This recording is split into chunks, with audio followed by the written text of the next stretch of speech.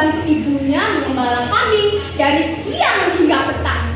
Sedangkan pagi harinya ia habiskan waktu untuk belajar di sekolah. Di sekolah, Amri dikenal sebagai anak yang rajin dan jujur loh.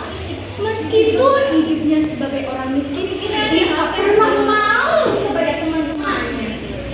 Pada suatu hari, di bawah pohon yang indah, Amri merasa lelah. Capek juga ya, Amri ngejar-ngejar kamu. Ucapnya sambil menyederkan bagian di bawah. Siang itu, terik matahari begitu menyengat, sampai-sampai Amri tak bisa menahan dahaga. Dengan cepat ia meraih botol minumnya yang selalu ia bawa sebagai bekal. Segarnya! Setidaknya dengan ini aku tidak kehausan lagi.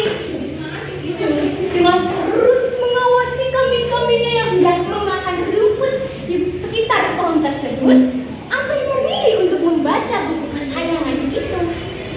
Aku lanjut baca buku ini. Kemarin sampai halaman berapa ya? Oh, ini dia. Amri terus asyik membaca buku tersebut sampai-sampai dia tak sadar matanya mulai merah. Sampai saat ia terbangun, dia terkejut melihat kambingnya yang hanya tinggal 3. Waduh, gawat! Kok kambingnya tinggal 3 sih? Perasaan tadi masih ada 4. Bisa dimarahin ibu nih. Akhirnya, dengan hati gelisah pun, Amri pergi membawa ketiga kambingnya pulang. Sesampainya di rumah, Amri memasukkan kambing-kambingnya ke dalam kandang dan menemui ibunya yang berada di dalam.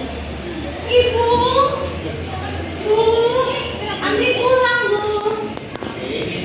Oh ya, Amri, mari makan. Ibu tahu pasti kamu sudah lapar. Sebenarnya ada yang ingin Amri sampaikan, Bu. Tidak biasanya kamu murung seperti ini. Apa yang ingin kamu sampaikan, Amri? Itu, Bu. Tapi Ibu jangan marah ya, Bu.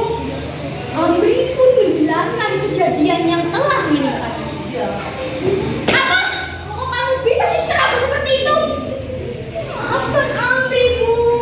Amri hari ini merasa begitu lelah. Alasan setiap hari saja kamu selalu mengeluh seperti itu. Kalau sudah bosan membantu ibu bilang saja. Amri pun sedih mendengar jawaban ibunya. Namun dia pasrah akan kesalahan. Ibunya pun pergi ke kamar meninggalkan Amri yang berada di dapur. Keesokan harinya, saat Amri hendak pergi ke sekolah, dia tak menemukan ibunya berada di rumah. Mungkin ibu berangkat lebih awal untuk mencari kayu bakar pikirnya. Namun, sampai saat ia pulang dari sekolah, ia tak kunjung menemukan ibunya. Bahkan, dia sangat terkejut ketika melihat kambing-kambingnya tidak ada di kandang. Amri pun bergegas mengganti pakaiannya.